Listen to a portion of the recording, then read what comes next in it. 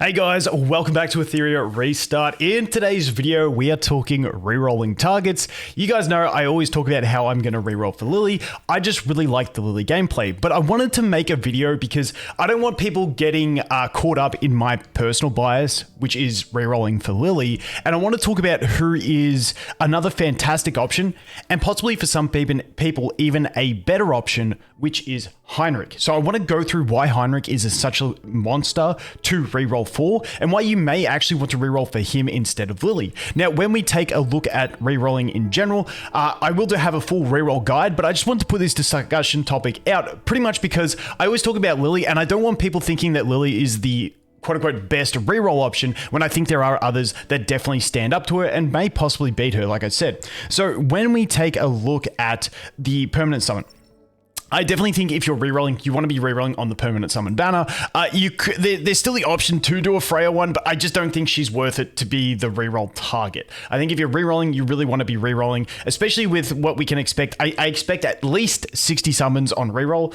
and with that, hopefully, within 10 rerolls, you at least see an LD unit. Now, some people can reroll on the Messiah on his banner with a couple gems. I don't like that either. Like I said, permanent banner is definitely the way to go for me. And when we look at that, the real thing you're looking for is the LD units. Now, Doki, I think, definitely is going to see more value as we get later into the game, especially in real-time arena and stuff like that. But for me, the main two targets are Heinrich and Lily. And like I said, Heinrich is the one, and when I'm actually rerolling myself, if I get a Heinrich on an account, I will play through that account inefficiently on the side, just to keep leveling it up, keeping it up, and getting summons to see if I can get maybe a Lily on that account, because if you get Heinrich and Lily, that's when I would say you're completely set in the game.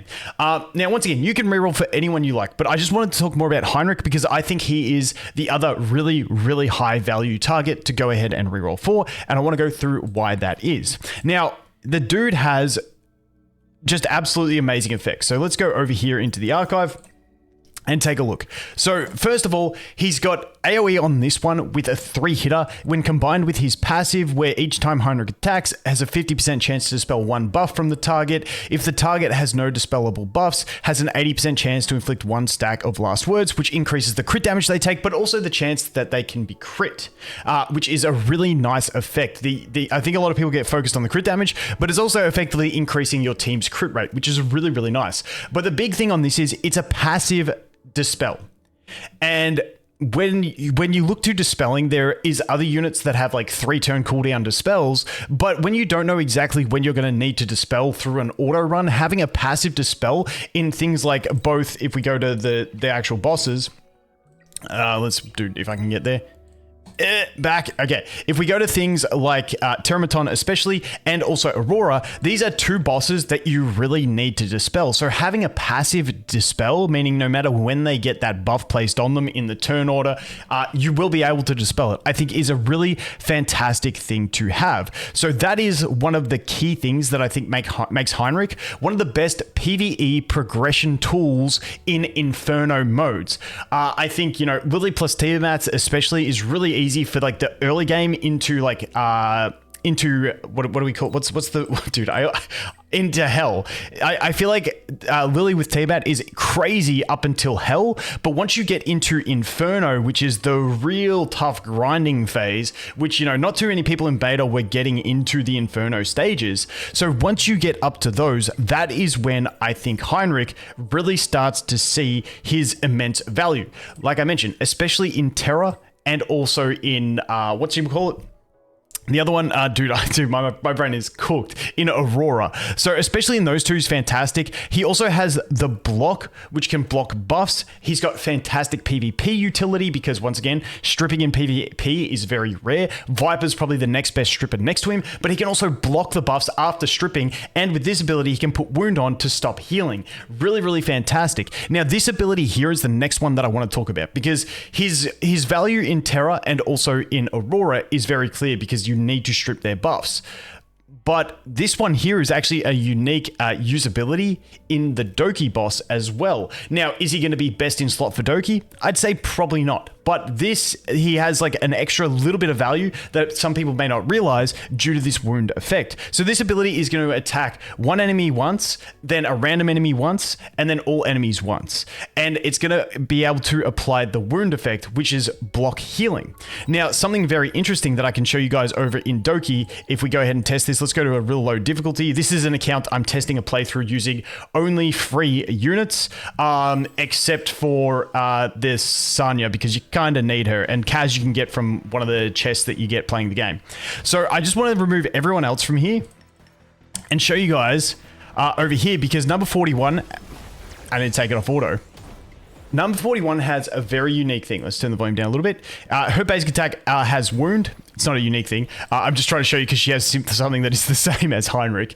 But if we go here and we get her too, it's a very low hit chance. So unfortunately, it takes a little bit. So let's go here. Boom.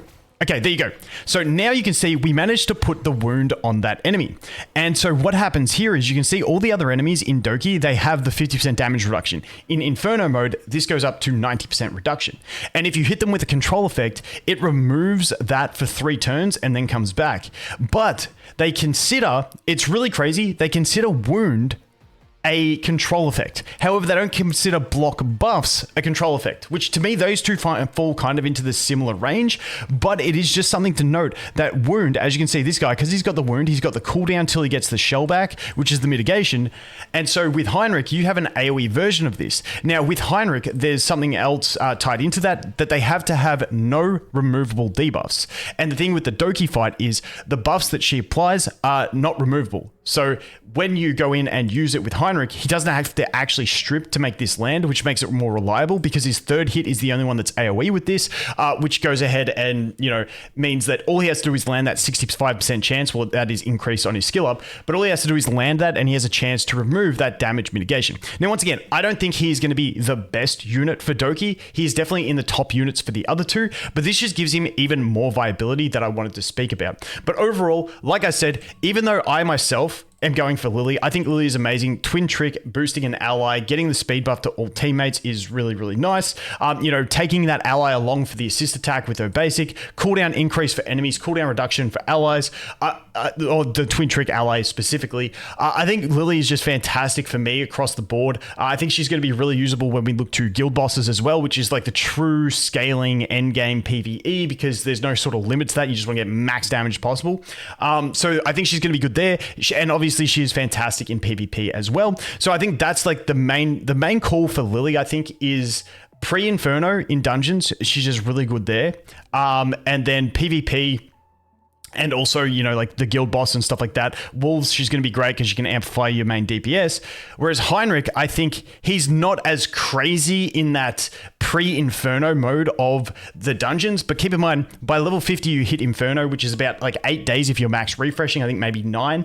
And then he becomes ridiculously strong. Now, he's also ridiculously strong in the dungeons in the progression method as well, but where you will really find you're like, wow, he is busted, is once you get into those Inferno modes, because that is where his effect becomes massive. Once again, huge for PvP, a really big threat in PvP, especially if at launch we got a lot of Tiamat getting around. His block and also his wound both stop Tiamat. If she can't heal, she can't get stacks, and if she can't get buffs, she can't get stacks. So he's really good for that as well. So once again, I just wanted to highlight that both Heinrich and Lily for me are fantastic options to reroll for, and I just wanted to make this video to give more of a spotlight on Heinrich because I personally like Lily. She's just like my favorite character, and I am biased towards that, but I wanted to give you guys a rundown on Heinrich because I do think he is an absolute monster, and when you look to Inferno dungeons, he is definitely going to be better for your account than a Lily is. Now, whether that's what you want to focus on, everyone will eventually want to get there. I know for myself, if I get Lily and Tiamat, I will be able to do Inferno Doki at minimum, and then, you know, I can build across the board to cover that position for the Heinrich. You know, you got like Viper, who can act as a buff remover in Aurora. Or you've got, where is she? Turandot, who can be a buff remover in both Aurora and in, whatchamacallit, Terramaton. I always call him Robocop. So she can act as a buff remover in both of those as well because she's element neutral or element positive. And this is a really nice skill as well that she has here. She also has a decent bit of utility. So the one problem with her is turn orders. So once again, I do think that when you look to Inferno modes, Heinrich is going to have more value than Lily, but once again, you can build other units to fill that spot, even though it's not as good, because once again, with something like Turandot, you've still got a 3-turn cooldown on that ability, where his is happening every time he hits, so no matter when they get those buffs, as soon as he takes an action, he's going to have a chance to strip those buffs, which is absolutely fantastic. So that is going to be it for this one. Once again, I definitely think if you're rerolling, reroll standard banner, try and get one of those light dark units, but hey, if you want to do anything else, go nuts. I will have a more detailed reroll guide at launch, but once again, wanted to cover that topic because I'm a little bit biased towards the Lily. Anyway, guys, as always, thanks for watching. Hope you have an awesome day, and I look forward to seeing you in the next one. Cheers.